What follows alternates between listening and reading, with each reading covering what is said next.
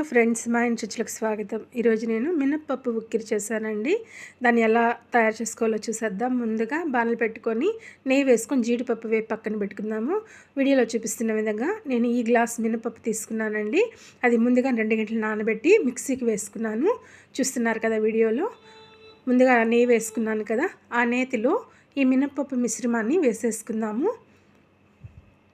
అది బాగా ఫ్రై చేసుకుందామండి. ఆయిల్లోనే మొత్తం కలుపుకుందాము. నేను 1/2 కప్ చక్కెర తీసుకున్నాను. చక్కెరకి బదులుగా బెల్లం వేసుకుంటే ఇంకా బాగుంటుంది. నాకు బెల్లం అందుబాటులో లేదండి, అందుకే చక్కెర వేసేసాను.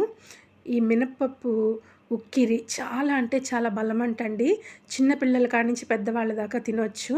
చాలా మంచి హెల్తీ ఫుడ్ ఇది. మీరు కూడా ఒకసారి ట్రై చేయండి.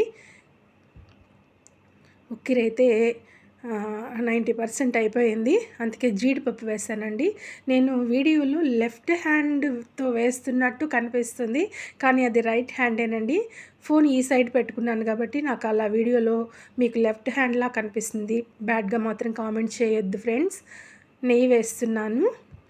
దీనికి ఎక్కువ నెయ్యి వేసుకుంటే చాలా టేస్ట్గా ఉంటుంది. లేకున్నా పర్లేదు, ఆయిల్తో చేసేసుకోవచ్చు. అది మన ఇష్టం అండి. మీకు ఎలా కావాలో అలాగా వేసుకోవచ్చు అండి. నెయ్యి కానీ ఆయిల్ కానీ ఏదైనా వేసుకోవచ్చు. కానీ చాలా అంటే చాలా టేస్ట్గా ఉంటుంది. మన ఉక్కిరి అయితే రెడీ అయిపోయింది. ఇది నేను ఎక్కడ నేర్చుకున్నానంటే, మా ఇంటి దగ్గర మా రిలేటివ్ ఒక అక్క ఉంది, హేమలత అక్క అని. ఆ అక్క చేస్తూ ఉండేది, నాకు చాలా నచ్చింది. అందుకని నేను ట్రై చేశాను. చాలా అంటే చాలా బాగా వచ్చింది. మీరు ట్రై చేయండి ఫ్రెండ్స్. ప్లీజ్ సబ్స్క్రైబ్ చేసుకోండి, షేర్ చేయండి, కామెంట్ చేయండి, లైక్ చేయండి.